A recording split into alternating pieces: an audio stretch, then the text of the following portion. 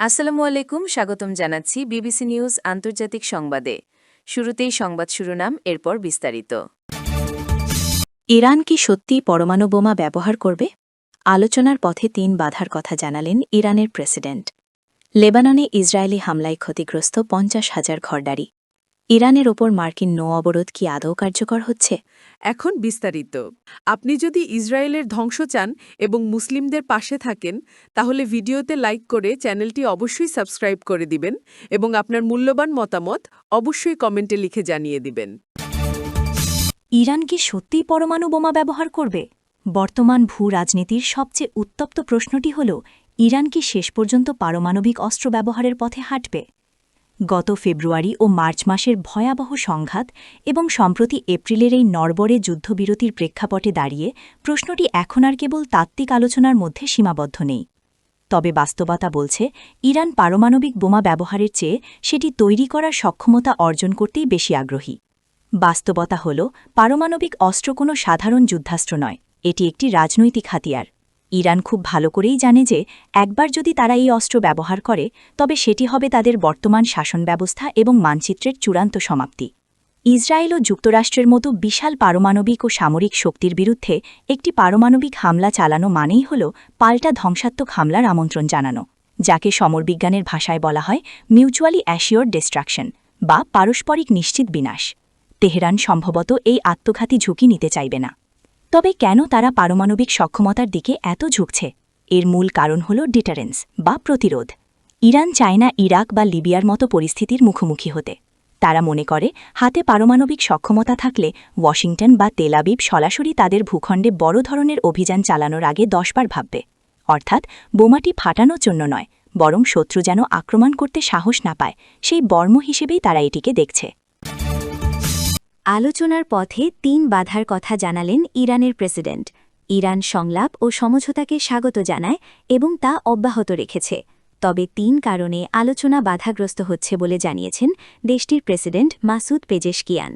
বুধবার ২২ এপ্রিল সামাজিক যোগাযোগ মাধ্যমে দেওয়া এক পোস্টে তিনি এসব কথা বলেন। পেজেশকিয়ান পোস্টে লিখেছেন, প্রতিশ্রুতি ভঙ্গ, অবরোধ এবং হুমকি প্রদানই প্রকৃত আলোচনার প্রধান বাধা। যুক্তরাষ্ট্রের প্রতি ইঙ্গিত করে পেজেশকিয়ান তার বক্তব্যে শেষে লিখেছেন, বিশ্ব তোমাদের অন্তহীন কপট কথাবার্তা এবং দাবি ও কাজের মধ্যকার বৈপরীত্য দেখতে পাচ্ছে।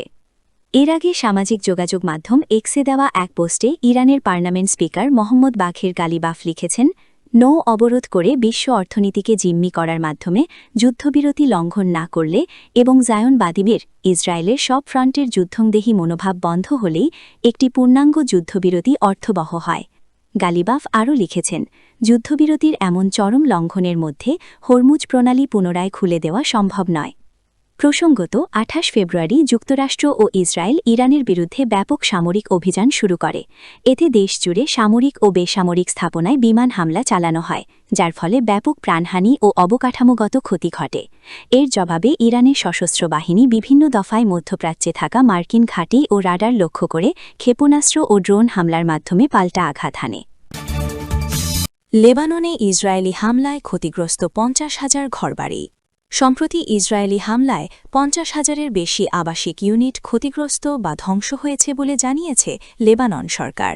লেবাননের ন্যাশনাল কাউন্সিল ফর সায়েন্টিফিক রিসার্চের সিএনআরএসের প্রধান চাদি আবদাল্লা জানান, সংঘাতের শুরুর দিকেই দ্রুত এই ধ্বংসযজ্ঞ বাড়তে থাকে।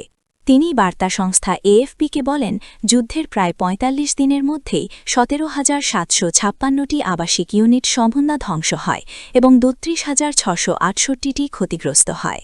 গত ২ মার্চ সংঘাত তীব্র হওয়ার পর থেকে এ পর্যন্ত ২,৪০০ জনের বেশি মানুষ নিহত হয়েছে এবং ১০ লাখেরও বেশি মানুষ বাস্তুচ্যুত হয়েছে।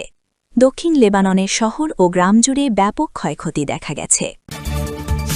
ইরানের ওপর মার্কিন নৌ অবরোধ কি আদৌ কার্যকর হচ্ছে?